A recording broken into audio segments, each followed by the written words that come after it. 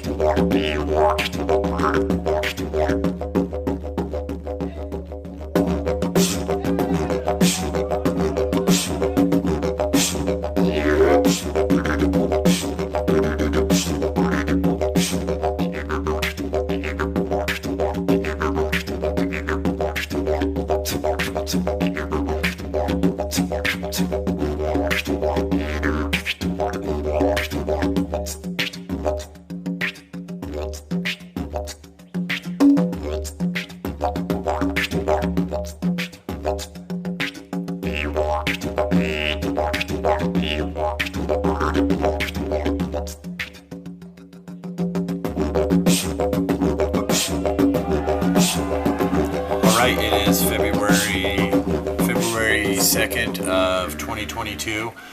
We decided to get this ginger planted up so we could make some room in our cupboard for our little grow spot area.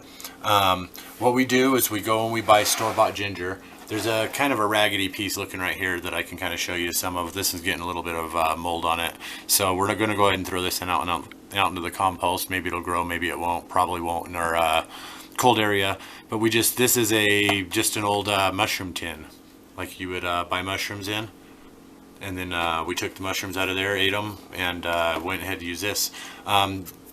Took a piece of ginger, and we try to find the ones that usually have a little piece of growth starting on the ones that we find at the store. The store didn't have any good pieces the day we went the first time, so we ended up getting one, and it just kind of went to smoke. But put them in a little thing like this, put it up in the cupboard, check it every day or two.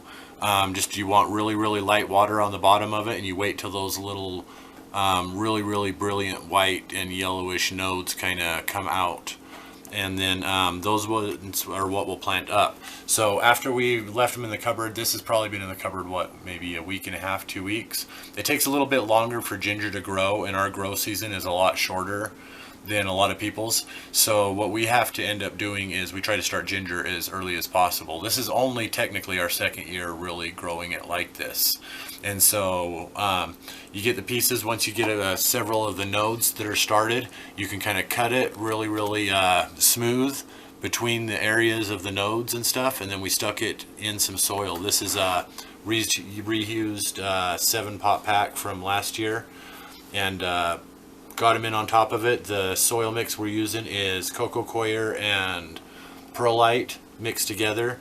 I think we're going to start adding a little bit of sand. The drainage still isn't quite as good as I would like on that, but we'll eventually have to fertilize this soil too, because there's not a lot of fertilizers in it. We did plant some cilantro in with another one of the scrub pieces that were in here. When we've done it before in the past, they were bigger pieces and a little bit bigger of pots when we very first started them. So I'm not quite sure if cutting the pieces as small as we did might work on some of them, or it might not. So it's been a hit or miss. Last year we cut one into like 7 or 8 pieces, one big piece that we had in the cupboard.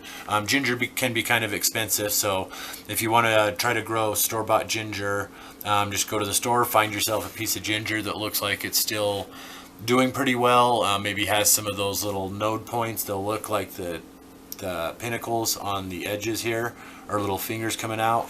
Try to find the one that looks like that has the healthiest versions on those. And ginger can be kind of expensive, so take it home and try to grow your own. We've had somewhat success from doing this. We put them in the cupboard. It can take 10-15 days before you start to see where the ginger's actually taking. You don't want to keep it too wet, just a little bit of water. Check it every 2 or 3 days. When you take it out of that water, wash it, and make sure you don't feel any slimy on it. That slimy that's on there and stuff like that can cause the rot. You'll want to change the water out, and then even use warm water kind of helps. So we check this every day or two. We notice that the water will be completely gone at some points, which is no big deal. Just put a little bit more warm water in there and try to keep it in a warm, dark place for a couple weeks about there. And then once you know those nodes start coming up, those little white nodes, cut it into pieces so that each of the nodes is separated, and put it in the soil with the node pinnacle pointing upward. And then put some soil on top of it, and then we just watered it in. We even watered it in with warm water. And we will be keeping this specifically on a heat mat. Normally I would like the nodes to have been a lot stronger on the ginger before we had done this process, but we got a bunch of other things coming up that we really kind of need the little extra cupboard space start for. I think purple sweet potatoes is what we're going to be trying to do the shoots on next. But just wanted everybody to show really quick the process we use with this. We'll take it right in here. So just some old dollar store cilantro seeds that may or may not go. Oh, whoa. And we'll get it right in here. So this is on a heat mat.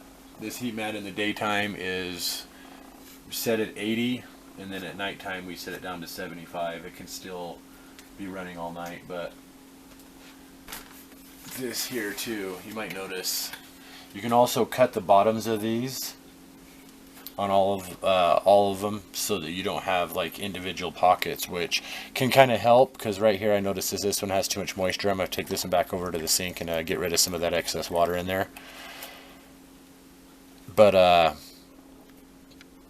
really cool process. If you haven't tried it, you just take a piece of ginger, put it in a dark container of some sort, little bit of water underneath there, make sure it stays kind of warm, leave it in the cupboard for a couple weeks, checking every few days. Once you notice the little nodes going, you can separate the nodes, cutting carefully.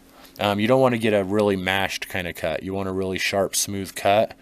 The mashed cut can kind of cause a lot of rot and cause a lot of damage to it as well. But I'm not sure if the littler pieces will work or not, but we'll find out. So I got to take these back to the sink and drain them. Just wanted to show you our ginger process. We'll keep it in here under the heat mat, and it'll be probably another couple weeks before we even see things start to shoot up out of here. But really fun to do. Love you guys, and we'll catch you next time. Thanks for watching.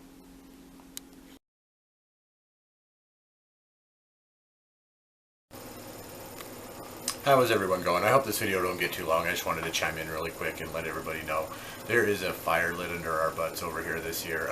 We are super excited. This will be our 8th season growing in this yard, and we've just escalated. If you're a new gardener, if you're an older gardener, our videos, they're all about just kind of showing what we're doing. We don't really plan out what we're going to do too much ahead of time. We just, when something's ready and we have the ability to record and show it, we'll go ahead and do that. But we love hanging out with you guys. I want you to know, ever since we started working with this community, we've become much better people. I'm so fired up this year. I know about garden burnout.